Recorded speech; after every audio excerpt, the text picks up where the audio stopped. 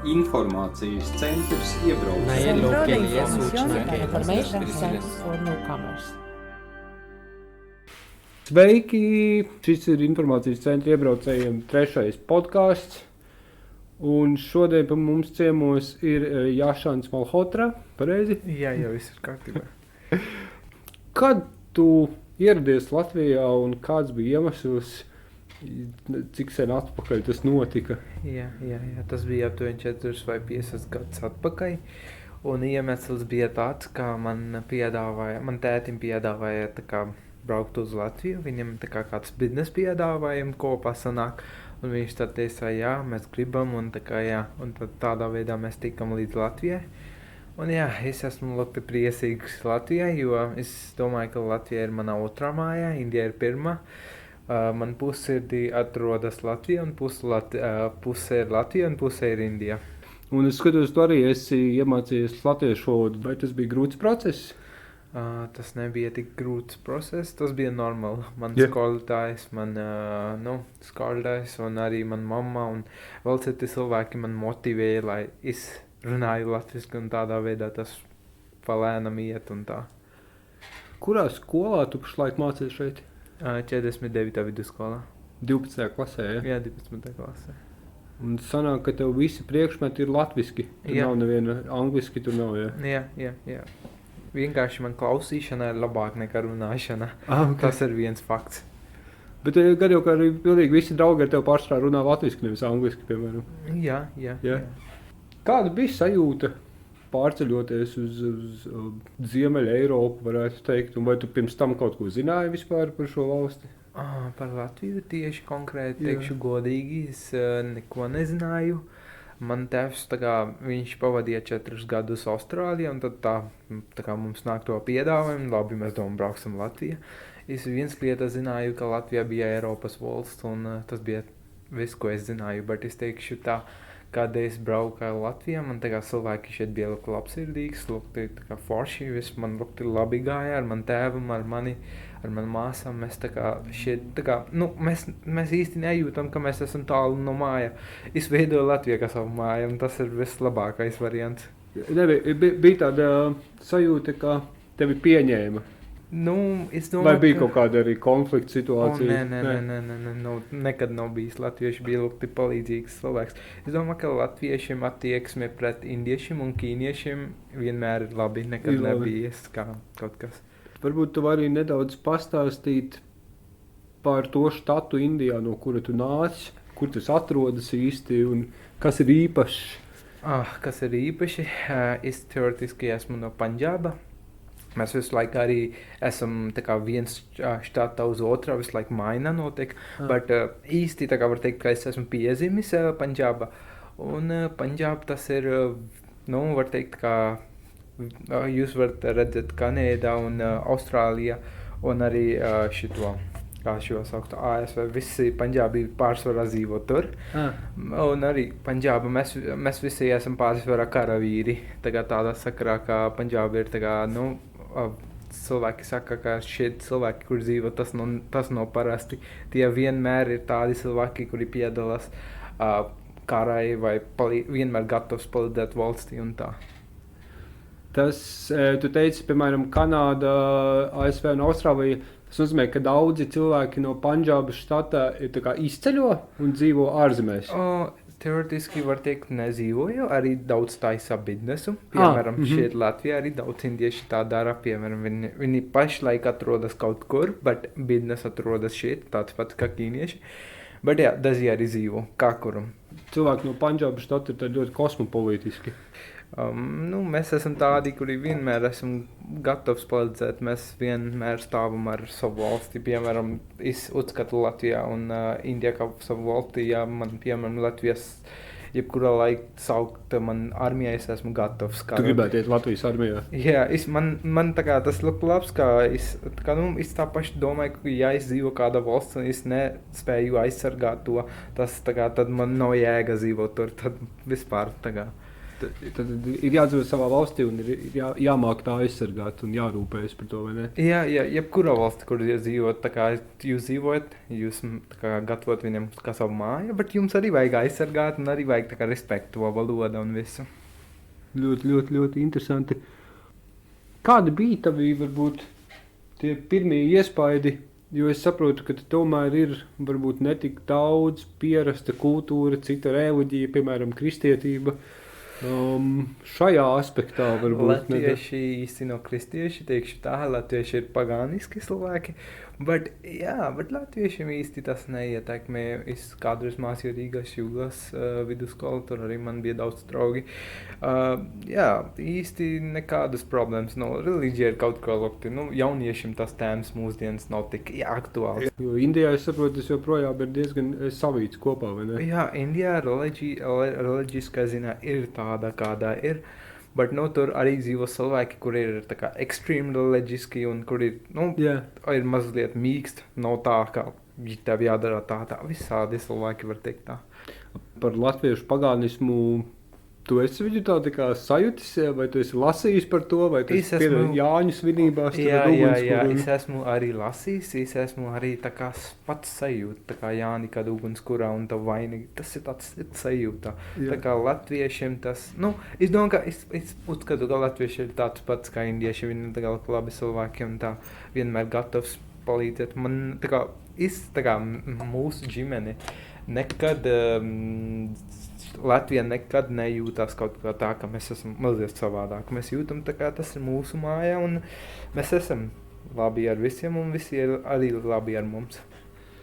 Man interesē, tagad tu mācies 12. klasē, ko darīsi, kad tu pabeigsi skolu, ko tu gribi studēt? Tas ir labs jautājums, bet atbildēšu tā, es gribētu studēt par ārstu vai par juristu. Un varētu būt tā arī, ka tu savu nākotni saisti ar Latviju, teiksim, tu kļūsi par ārstu un paliksi strādāt šeit, vai domāju kaut kur ceļot tālāk, teiksim, uz Eiropu? Nē, es teoretiski, man daudz draugi, piemēram, dzīvo Vācijā, Norvēģijā, labi, tiem tur patīk, tad patīk, bet man Latvijā patīk, es tagad gribētu dzīvot tā, ka 6 mēnesis Latvijā, 6 mēnesis Indijā, bet rietumu valsts es gribētu iet kā turists, jo es Latvijā tā kā Latvija ir tagad man māja un vispār īsti nesaprotu, kāda jēga braukt uz Norvēģiju. Labi, es saprotu, ka tur ir mazliet līmeni atšķirības, bet daži cilvēki tikai to domā. Ja jūs Latvijā arī dzīvo, kā jūs gribat, tad Latvijā arī ir Norvēģija. Latvijā īsti ir Norvēģija. Jā. Latvijā ir viss, kas... Es nesaprotu, daži cilvēki tā domā. Man tā ļoti patīk šo valstu, man nekāds pretenzija nav. Kā jums pašam patīk Latvijā, kā latvietim? Es īstenībā tev diezgan daudzās lietās piekrītu, bet man reāli liekas, ka šeit ir daudz ko sasniegt, ja tev ir gribas spēks. Kā tev ir, piemēram, tev pietrūkst Indija? Nē, es katru gadu 2 reizes, un es arī veidoju savu Indijā Latvijā, tā kā man vispār nepietrūks. Tev ir šeit arī no Indijas draugi? Jā, ir. Nedaudz pat ir. Ko jūs darat kopā, piemēram, cik aktīvi vispār ir tā indiešu kopiena šeit? Ir diezgan. Yeah? Jā, bet es katru neju, bet kad, piemēram, man ir laiks, jo es esmu ļoti aizņemts cilvēks. Man ir daudz jāskatās, daudz lietas, piemēram, mājā arī man daudz ko darīt, mācīties un tam līdzīgs. Jā. Tādā veidā es mājā vispār īsti neko tādā veidā nedaru, var teikt kaut kā smagā darbs, vienkārši mācīšanā ir pietiks. Jā, mācīšanās tas jau ir daudz, vai ne?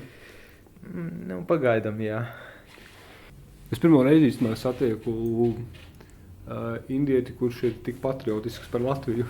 Tas tev patīkami, interesanti. Es neesmu patriotisks tikai par Latviju, bet arī par Indiju. Par jebkuru vietu, kur tu dzīvo, kuras kultūrā tu esi. Jā, es domāju, ka cilvēks, kurš brauks tu valsts, viņam vajag respektēt, jebkurš cilvēks. Atkarīgs, varbūt indieši, ķīnieši, jebkurš. Jā, piemēram, kāds, piemēram, Ķīnā un Indijā kāds cilvēks brauks no citā valsts, un mēs arī domāsim, kāpēc viņš brauks, kāpēc nedzīvo tur, kāpēc dara tā daudz jautājums būs. Tas diezgan normāls, manuprāt. Latvieši ir ļoti labi tādā veidā, viņi ir atvērti. Vienkārši ir daži, kuri mazliet tā, bet vispār 90% ir atvērti, un viss ir, man vienreiz, kas notika, man tēvam tā kā makā krītā, un aptuveni bija kaut kā, cik bija, 2000 kaut kāda eiro bija. Maks izkrita. Jā, un viņš gāja pie policiem viņam teica, ka mēs nezinām, kas būs. Viņi atbildēja, ka mēs īsti neko nevar darīt. Jā. Labi, un tēvs nāk mājā, un viņš saka, Pazaudēja to maku? Nē, okay. Gaidiet. Okay. Un tad pēc kāda brīdī, un nākošā dienā viens latvietis zvanīja viņam, es atradu jūs makā, viss dokuments ir šeit, naudas ir pie manis, lūdzu nākiet un ņemiet. Tā kā, kādā veidā mēs varam teikt, ka latvieši ir slikti un vienkārši, jā, un tēvs arī viņam devā tāds kā reward, var teikt. Kā, jā, atlīdzība. Jā, bet, tas ir tā kā, to cilvēks var vienkārši ņemt naudas nost un makas, tas nebija grūti priekš viņam. Un tas tā kā dod mums to mācību, kas tik godīgi viņi ir pret savu, pret visu. Kad es arī satieku, piemēram, iebraucējus tikai tevi, kas runā, piemēram, latviski, man vispār uzreiz liekas, ka tās barjeras nemaz nav vairāk. Nav tā, ka... Bet es domāju, ka latviešu valoda ir obligāti, ja jūs dzīvot Latvijā. Tādā veidā, ka jums jārespektē valsti, valoda, Protams, jā. Latvijā daudz lietas labi, un mēs katru dienu ejam uz augšu, nevis uz leju, un tas ir labs. Bet, piemēram, man ir interesants jautājums. Tu vēl kādu pazīsti, piemēram, kas ir no Indijas vai no kādas citas valsts, kas nav Eiropas Savienība, kas brīvi runā latviski? Ok, labs jautājums. Es pagaidām pazīstu Kuši. Mana māsa. Jā, tad Karolīnu, viņa no Venecuēlas, viņa arī runā latvisku. Tevi, un man jau tagad sāk likties, ka visi, kas atbrauc no kaut kurienes brīvi runā latviski. Kas tas ir? Varētu būt ir daži. Tā kā varētu būt ir. Es īsti nezinu. Teikšu godīgi, bet tur ir iespējams, ka ir daži cilvēki, kuri tā dara, un tas jādara. Man tēvs, viņam īsti latviešu valoda vispār nevajag, bet viņš tā kā lūgtu respektē valsts, un viņš tā kā A2 līmeni viņš ieguva Latvijā, latviešu valoda, un viņam tā kā lūgtu patīk. Viņš, piemēram, iet veikalā, viņš visiem saka paldies, lūdzu, un cilvēki arī priecās, ka cilvēks centās runāt. Tu, piemēram, bez kursiem iemācies vadīšu? Jā, bez kursiem. Bez vienkārši gāju skolu ar draugiem sāk runāt? Tāpat kā māsa. Baigi interesanti. Jā. Es piemēram, domāju, es pārceltos uz Indiju, man, piemēram, būtu jāmācās, fizika hindi valodā. Ko es darītu? Jā, tas ir mazliet tā. Un man arī liekas, ka latviešu valoda nav gluži tā visvienkāršākā valoda, ko iemācīties no Eiropas valodām. Jā. Kāda, es domāju, angļu varētu, vācu, beļģu varētu būt drusku vieglāk. Jā, latviešu valoda saknē ir sanskrīt, kas nozīmē, ka tas jau ir tā kā... Tuvu jums. Un lietuvieši, starp citu arī. Jā, lietuvieši. Latvijā, Lietuva un Igaunija, tas ir tā kā mazī brāli, 3 mazis brālis un dzīvo laimīgi. Tikai Igauniem ir drusku cita atkal valoda, viņiem ir saistīta vairāk tā Somija. Jā. Bet nedaudz, bet tāpat viņi ir tā kā Baltiks pirms. Jā. Baltija, Jā. Ļoti pozitīvi saruna, es nemaz negaidīju. Paldies par sarunu. Tas bija Harijs un tas bija Džašans un šis bija 3. informācijas centra iebraucējiem podcasts. Tiekamies! Informācijas centrs iebraucējiem. Centro de Information and Information Center for Newcomers.